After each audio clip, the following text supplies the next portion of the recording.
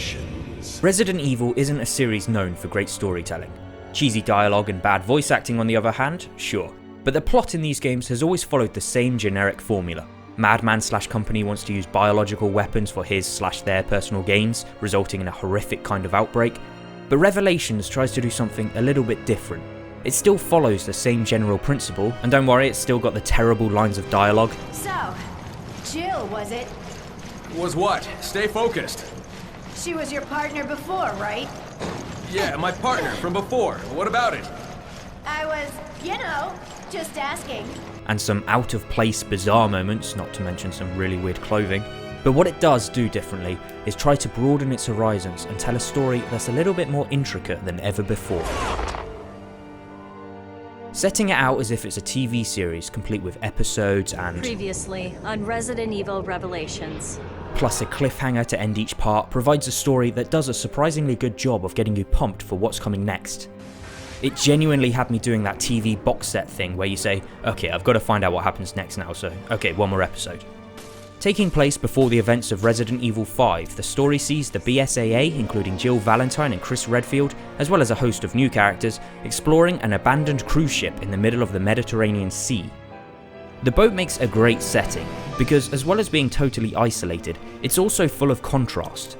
There's a luxury casino and a grand stairwell, but it's also got dark lower decks deep down in the bilge, where there's a creepy atmosphere as metal creaks around you and keeps you on edge. It makes you paranoid of creatures lurking in the lockers and weary of the overhead vents. Unless of course you decided to play on insane difficulty, in which case you don't get too many moments to soak up the atmosphere, as the game just throws enemies at you without any of the build up. And actually, to be honest, in insane mode these are more than just enemies, they're bullet sponges. This is definitely not a difficulty I recommend jumping straight into at the start. It's a game not just about one setting. Unlike other games in the series, we get to see the story unfold from many different perspectives. The TV series format allows for flashbacks and for players to take control of many different characters at different locations and times, all with different tones and moods throughout, as here it's an entire team trying to figure out how to handle the latest biological attack.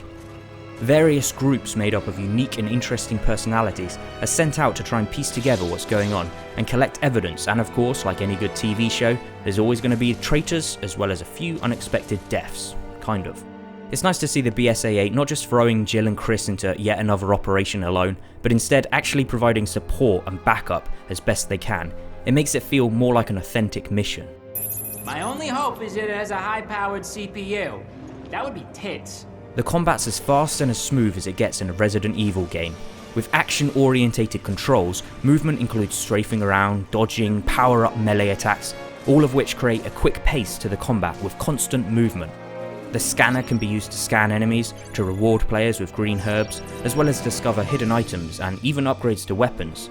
The scanner's use is optional, but it's there if needed to scrounge for a few extra bullets in the environment, which leads us to Raid Mode. Raid Mode provides something new. Unlike previous entries' mercenary modes, Raid has a leveling up system. It has a store to purchase new weapons, it has a ton of more stages and more things and characters to unlock. But what makes it interesting is that every attempt at it is connected. Supplies, herbs, and even ammo are carried from one level to the next, so in between levels it's vital to visit the store and resupply, to check the randomly generated shop for its new stronger weapons for sale. And of course, all of this can be done cooperatively online.